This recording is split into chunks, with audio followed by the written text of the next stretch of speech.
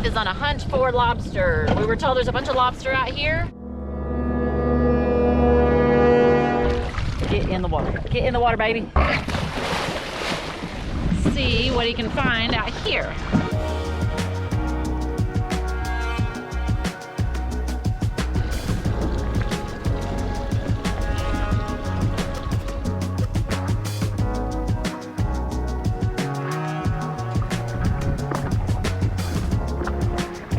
So Keith just saw a shark, apparently. He gave me the shark sign. That doesn't mean swim away, that means get your cameras out.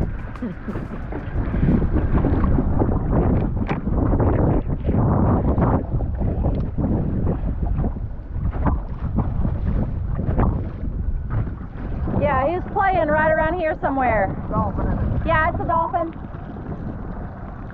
Right there. Oh, right there, dolphin. Let's see if we can get closer in the water.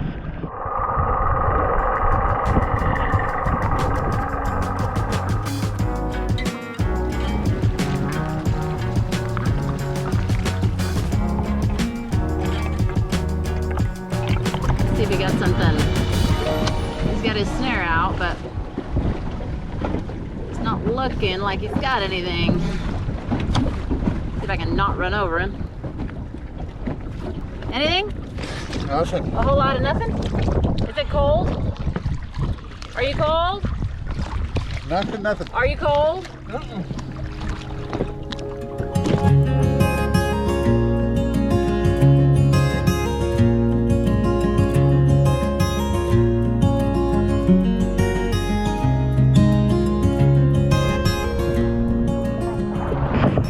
No lobsters today. So that's the first time I've ever been in the water with a tiger. Ugh. But he was scared of me. I couldn't keep up with him. I was chasing after him a little bit just to see if he would, and he was like, You're chasing after him? yeah, I was swimming after him. I wanted to get a better picture of him, and he wouldn't stay with me. But he wasn't aggressive. He wasn't, No. he must have been full. Or that dolphin was bothering him. That was a long way away. Oh. Alright, take me back home.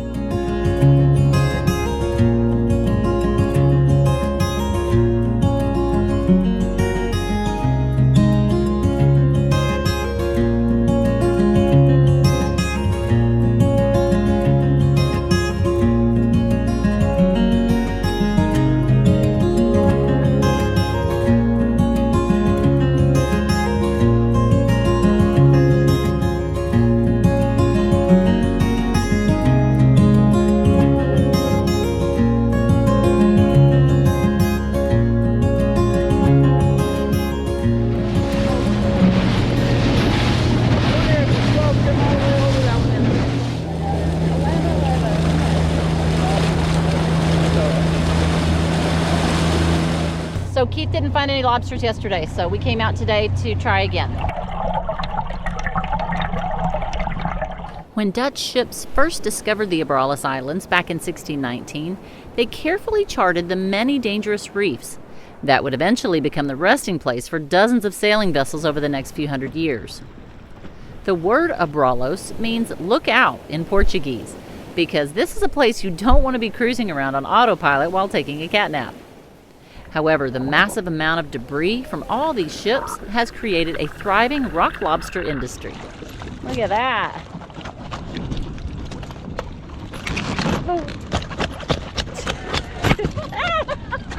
Go in there with your buddies.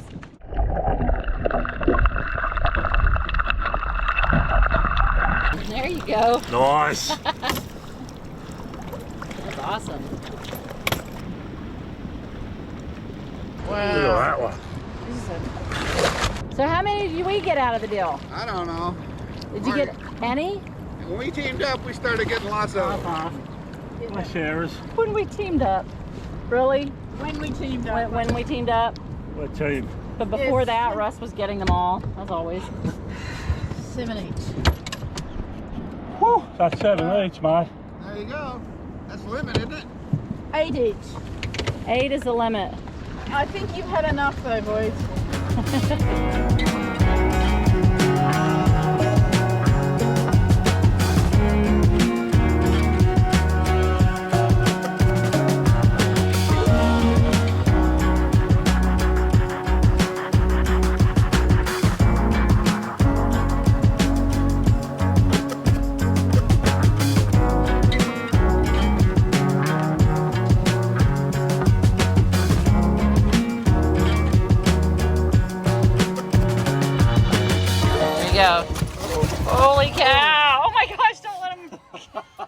Golly.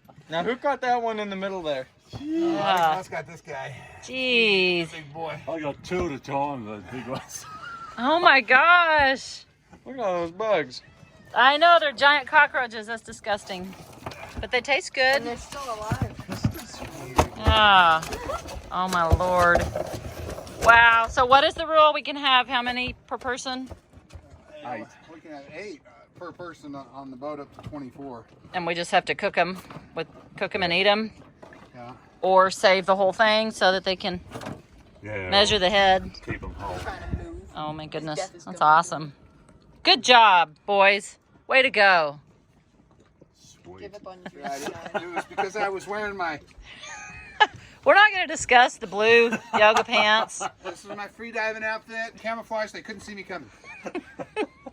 All right, Russ, pick what you want out of there. Oh my Oh, goodness. this one had to have been you, Dad, the small one. Oh, look. The small one. Oh, look, he was trying to. He said, I'm not going. I don't want the pan. Oh my I gosh. don't want the pan. There, buddy. Man, that's some lobsters. Oh, I see. Jeez. You gotta buy in one of these bags. I'm getting one. Yeah, for sure. It's a ripper. Yep. Next It's a time you ripper. guys go lobster, and I'll It's a smoke 'em. ripper. Do it. We were snorkeling. You could have been Yeah, right I know, I there catching know. them, Yeah, but I David just was. wanted.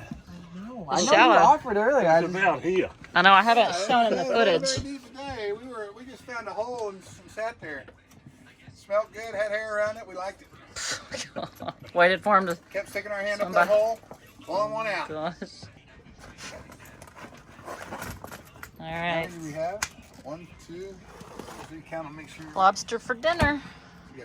1, 2, 3, 4, 5, 6. That's a 7, beaut. 8, 9, 10, 11, 12, 13, 14.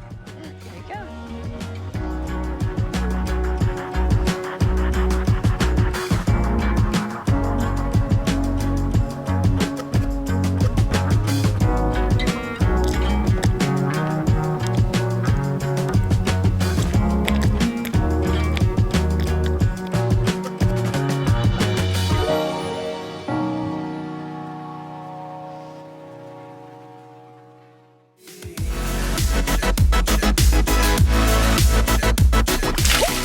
Hey guys, how y'all doing? We've been out of the Abrolhos. We've been out in some places where they have very limited internet, so we hope you enjoyed our time off, because we've certainly enjoyed the time off. And we're coming to you now with a little Q&A. I want to cue it up right now. First question out of the box coming to you now is from David M. 1056. Now that you know that Jack is fully capable of sailing around in circles, yeah, that's about right, isn't it? the autopilot just went to standby. Our waypoint was behind us. I was like, wait, hold up. 6 miles, so that's an hour. We were looping for an hour. When will he completely on his own plan and plot a leg of this adventure? That's really a great question. We have started to put Jack in charge of that kind of stuff, and we're just not there yet with, you know, I'm too involved. I get too involved in it, and so I think probably this year Jack's going to start taking over some of the navigation issues and some of the planning stuff, because he needs to do that. He needs to do the weather planning and start talking about that stuff. So I'm going to start getting the kids more involved in that this year, especially as we go up into Indo and the Philippines and that part of the world. They're going to be more involved in weather planning and understanding weather and routing and where to go. But once again, thanks for the question, David, and scooting right along. Next one is from, I got to get my old man glasses out. Sorry, guys. Next one is from Dragonfly520. What's Anna up to? Texas has opened up. Hope she's enjoying being a landlubber. Well, unfortunately, she is enjoying being a landlubber, and we miss her so much. She's in summer school. Well, she didn't quite go to summer school. She is going to summer school. She's doing something with school, working at the university over the summer, and hopefully she's going to be able to fly into Indonesia and see us over the Christmas break. She got a 4.0 at college last year, her first year of college. 4.0, made the honors, all the different things that you can make. She did all that. We're very, very proud of her. She's really taken things by the horn. We've not been there to support her physically, and she has done a great job. And I get emotional talking about it, but you know, she's done a great job having to take care of things on her own, and I'm just so proud of her. We're proud of her, and even though I want her back here, I'm glad that she's done well, and I love her so much. Anna, we love you, and thanks for the question. Hopefully she's going to be on the boat at Christmas time for about 5 weeks. Next question is from Milton Meslin. Do you think you would shorthand sail your cat? I like the space, but I do not have kids to help me. You know, we get asked that a lot. This boat, and I don't know if it's this boat or a lot of boats like this, it's easy. You could single hand this boat all day long. Now, getting an asymmetrical up that's in a bag and pulling it down by yourself, that could be a little difficult, but I've done it myself. I have done that, but if it was really strong winds, I might have a hard time doing that. But yeah, you can single hand this boat all day long. If you go into a dock or you're going into the marina, you'd need some help getting on a dock and getting some lines and stuff ready and making sure you didn't have a bunch of wind. You wouldn't want to go into a dock with a lot of wind or in a marina with a lot of wind and try to handle this boat by yourself and not have somebody running up and down with fenders. But all of that can be remedied. You can call the marina off and say, hey, I need some people on the dock to grab lines or run in with your dinghy, get some people, bring them back out. There's always ways to do that. But hey, I would feel totally comfortable single-handing this boat across the oceans. I mean, it's an easy boat, easy to run, easy to work on. So absolutely, great question, and appreciate it, Milton. Next one up is from Pizzo, let's see, what is this? This is Pizzo Electric One. Do you find sailing a lot more fun when you have a boat? You inspired me to raise a bed sheet into the wind and run around in my backyard, but it doesn't seem the same. Well, it's not quite the same. You know, we're not big sailors. We never have really enjoyed the art of sailing. We have a lot of people around us who love sailing. They love racing. They love everything sailing. I like flying. If I had my true passion is flying and flying super fast, and I like the smell of Jet A fuel burning on the runway, and I like those kind of things. But sailing is fun. Living on the boat is even more fun, and living off the hook and out in these remote places is super great as well. This one is from Ellen Brown. Every time I see that thing standing on the starboard stern, I think of the robots on Interstellar. What is that anyhow? This little thing behind me is called a passerelle. It's for med mooring. In the med, 90% of the time you are backing up to docks. They don't have fingers on their docks, so you're dropping your anchor and you're backing up and you're grabbing slime lines, or you're tying your boat to a wharf or a jetty or whatever you want to call it. And in order to get off your boat, you need a passerelle so you can walk across there to the dock. And so I've meant to take it off, but we use it for cleaning fish, and we're going to be back in the med in a couple of years, so I haven't done it. That's what it is, and it does remind me of those robots on Interstellar, absolutely. Ellen, thanks for watching, and thanks for the question. The last question out of the box tonight is from Chipmunk 2307.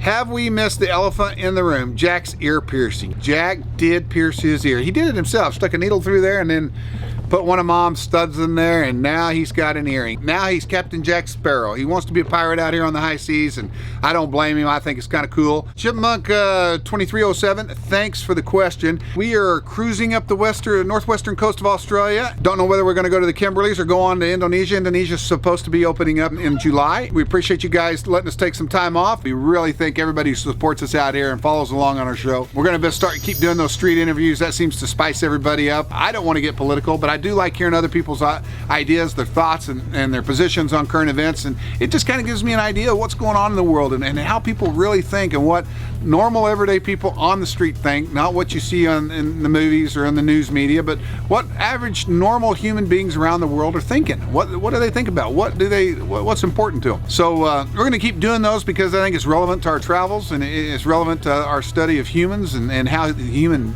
condition is. Once again, guys, thanks for watching the Q&A, and as always, I look forward to seeing you guys out there on the water.